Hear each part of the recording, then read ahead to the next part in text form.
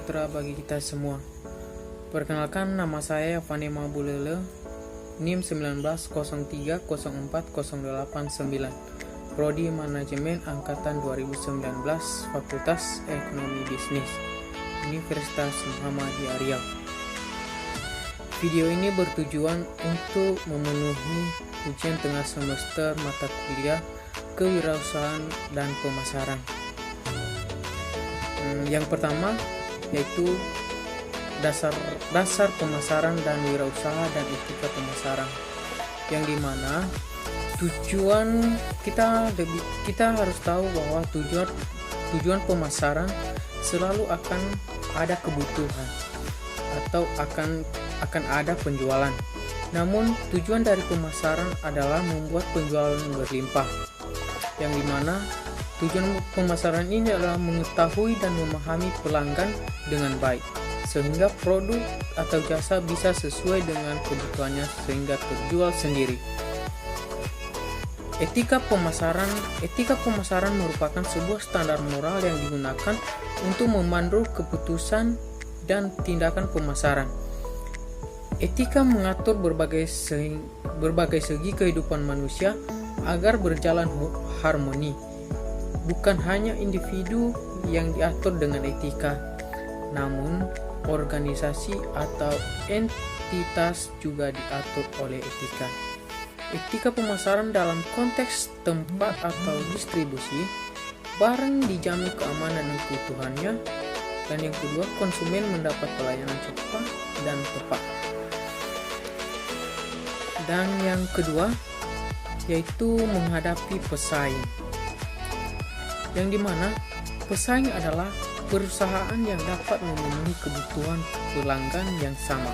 Pembahasan yang ketiga yaitu membangun merek yang kuat dan mengelola komunikasi pribadi, di mana merek adalah nama, istilah, tanda, lambang atau desain atau kombinasi yang dimaksudkan untuk mengidentifikasikan barang atau jasa dari salah satu penjual atau kelompok penjual dan mendiferensiasikan mereka dari para pesaing.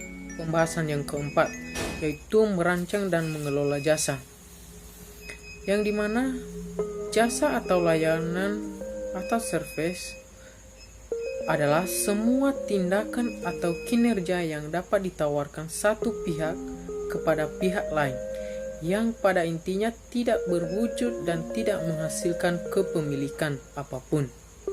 Produksinya dapat atau tidak terkait dengan produk fisik. Yang dimana kategori bauran jasa yaitu yang pertama, barang berwujud murni seperti sabun atau pasta gigi.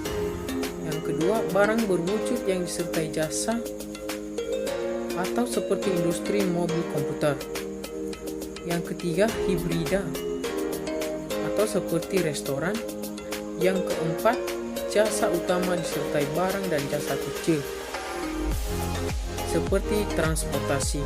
Yang kelima, jasa murni seperti psikoterapi.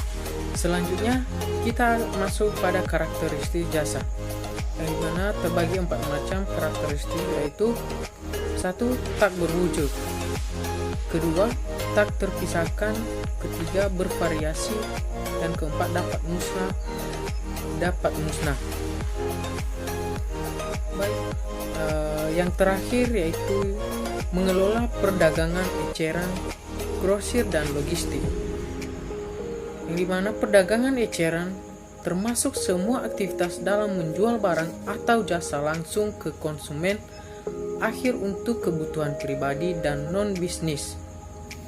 Dan yang kedua, pengecer atau toko eceran adalah semua badan usaha yang volume penjualannya terutama datang dari penjualan eceran.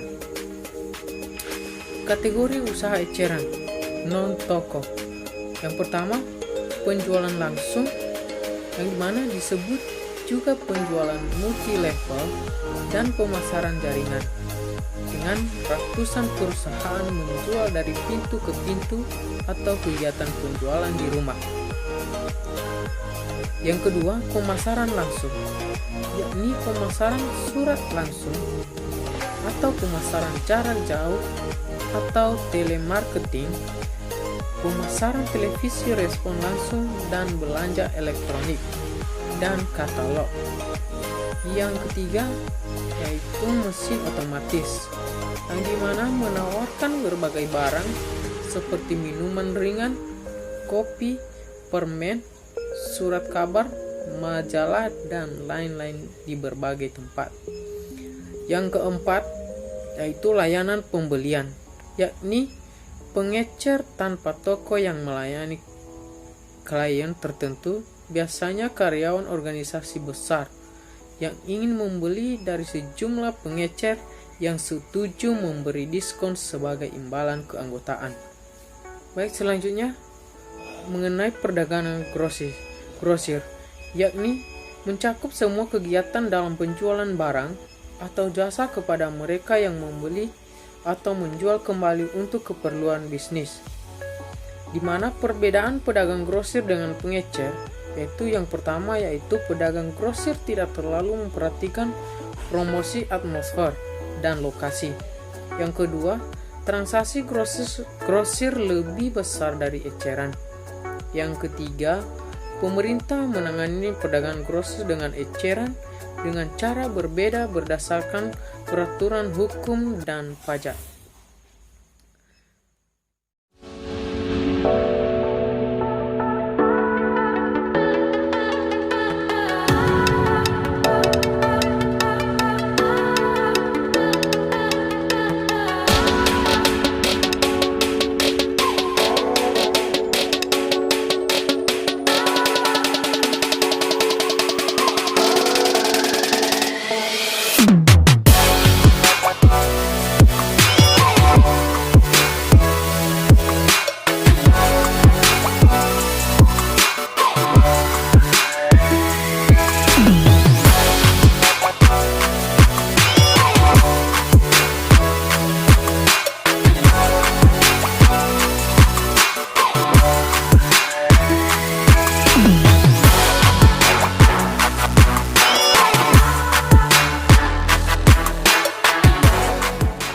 Itu saja yang bisa saya jelaskan mengenai dasar pemasaran dan wirausaha dan etika pemasaran. Yang kedua, menghadapi pesaing. Yang ketiga, membangun merek yang kuat dan mengelola komunikasi pribadi. Yang keempat, merancang dan mengelola jasa. Dan yang terakhir, mengelola perdagangan eceran grosir dan logistis. Terima kasih.